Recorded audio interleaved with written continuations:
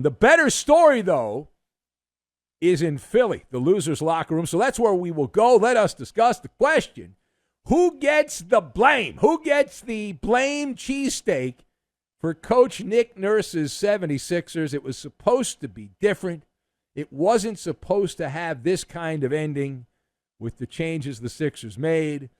I've got Wimbledon, Betty Crocker, and wrenches. And we will combine all of these things together, and we are going to drive a hard bargain is what we're going to do. So normally these things are rather simple. You dish out the blame. It's paint by numbers. It doesn't take a lot of effort. This is not that deep. We just hang out on the surface. The Knicks, in this game, it's a little more complicated because the Knicks came out and delivered. If you're watching the first quarter, they delivered an early haymaker. They went blitzkrieg early on. They led by 22 points. It was 33-11. About 10 minutes into the game, 33-11. So Philly then had to move mountains to get back in the game, which they did. It was tied at 95, 6:45 to go in the game. Joel Embiid and Tyrese Maxey, they were good down the stretch, but not great down the stretch. Embiid fouled out in the final minute. Overall, though, people say, well, you're gonna blame this guy, that guy. You can't blame the headliners. It's not their fault. Popular punching bag, popular pick by popular people to criticize, is a certain small forward for the Sixers who did not do anything of note in the box score. But for me, if you're assigning the blame cheesesteak, overall, Tyrese Maxey gets the supersized blame hoagie. I give it to him, and here's why.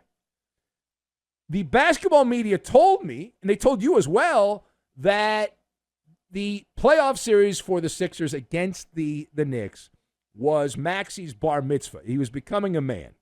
In a headliner and a superstar and all that. And yet, in this game, and maybe my TV was broken, I don't know, possibly, but it seemed like for 3 quarters, Maxey was like a tennis player at Wimbledon.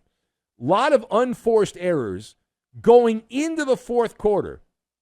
He had taken 10 field goal attempts. He had 2 made field goals. He was 2 for 10 with 5 points over 36 minutes of play, and I thought he was an all-encompassing type of suck for the first part of that game, and then in the fourth quarter, he did have a nice finish, but here we go, Johnny, as in Johnny Fun Spoiler, not quite there, not quite there. Now, page 2. What does this win do for Jalen Brunson's career with the Knicks? Well, you say it's only the first round of the playoffs. It's, who cares? You can't really get that excited about the first round. But this is New York. They get excited about everything. I think of it like Betty Crocker. Right? You're baking a cake, and this is another layer of the myth-making cake.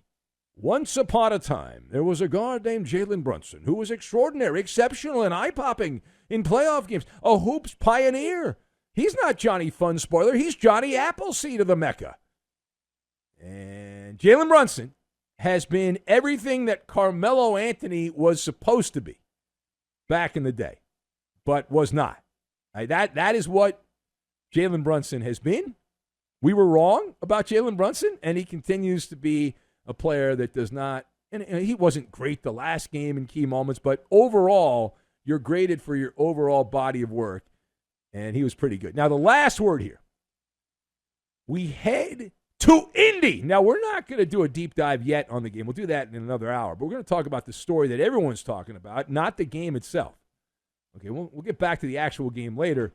And trust me, Doc Rivers is on the show rundown. He's the punching bag. The Doc Rivers punching bag will be up, and we will be boxing. We'll be sparring with the Doc Rivers punching bag. But this is not about Doc Rivers. This is about another person from my talk show career, someone we've talked about a lot over the years, who had a want-to-get-away moment at the end of this game. Patrick Beverley.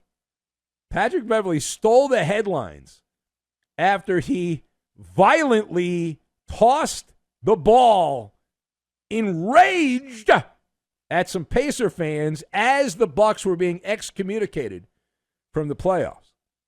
The fans were rejoicing. Na na na na la la la. Hey hey, goodbye. Just like that. So there's 2:32 to go. Game's a lopsided garbage time situation.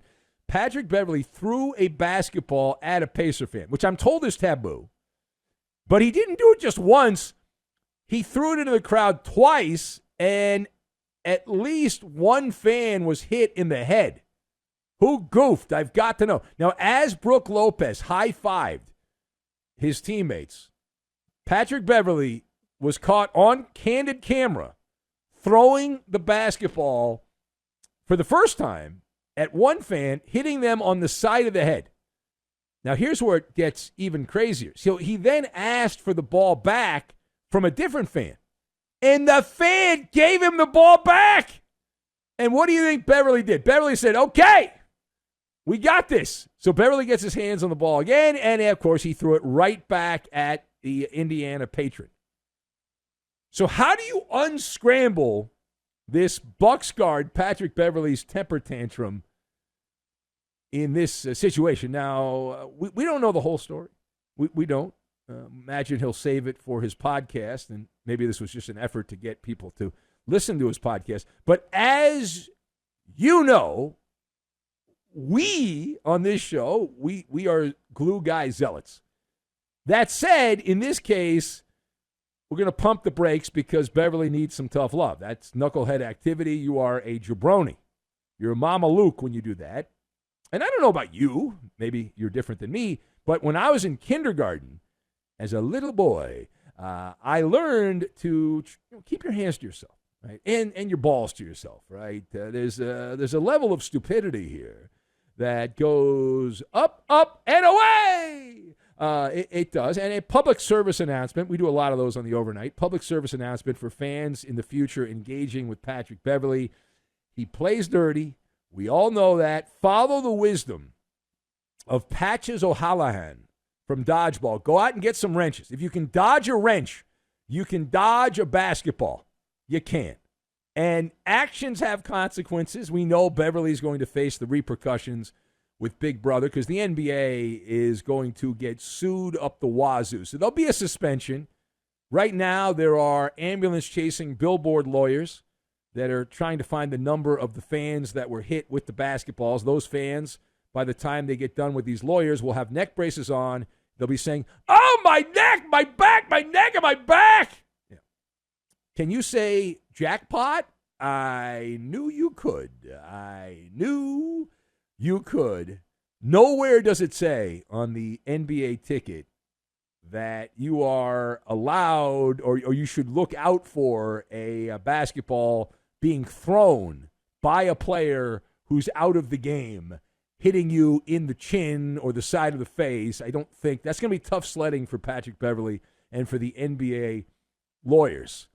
So good luck. At least it's different, right? It's not the same crapola, but a different day. This is not something that we get every single day of the week.